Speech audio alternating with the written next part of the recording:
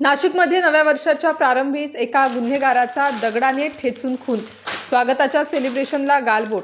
एकीकडे 31च्या जल्लोषाला सुरुवात झाली आणि दुसरीकडे उंटवाडी रोडवरील क्रांतीनगर भागात एका सराईत गुन्हेगाराचा त्याच्या सराईत गुन्हेगार मित्रांनी मद्यपान करताना डोक्यात दगड घालून खून केल्याची घटना मंगळवारी दिनांक 11 डिसेंबर रोजी रात्री 10:30 वाजताच्या दरम्यान घडली आहे। लक्ष्मण गारे वय 34 वर्ष राहणार क्रांतीनगर असे मृत्युमुखी पडलेल्या युवकाचे नाव आहे।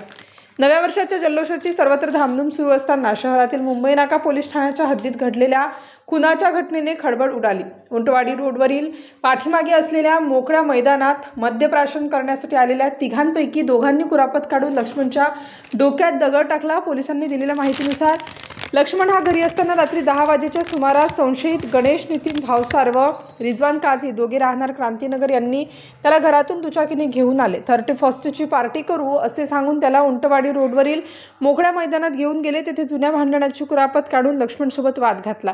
एकमेकांना शिवीगाळ करत त्याच्या डोक्यात दोघांनी दगड टाकला, यामुळे तो जागीच रक्ताच्या थारोळ्यात कोसळला। यानंतर दोघेही हल्लेखोर दुचाकीने घटनास्थळावरून फरार झाले।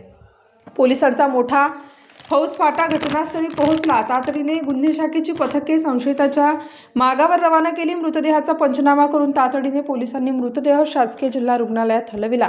दरम्यान जिल्हा रुग्णालयाच्या आवारात रात्री मयत युवकाच्या नातेवाईक मित्रपरिवाराने गर्दी केली होती। भावसार व काझी हे दोघेही पोलिसांच्या यादीवरील सराईत गुन्हेगार आहेत। त्यांच्या विरुद्ध यापूर्वीही मारहाण व दुखापतीचे गंभीर गुन्हे दाखल आहेत असे पोलीस सूत्रांनी सांगितले। या प्रकरणी रात्री उशिरापर्यंत मुंबई नाका पोलीस ठाण्यात खुनाचा गुन्हा दाखल करण्याचे काम सुरू होते। स्टार न्यूजसाठी सिद्धार्थ लोखंडे, नाशिक।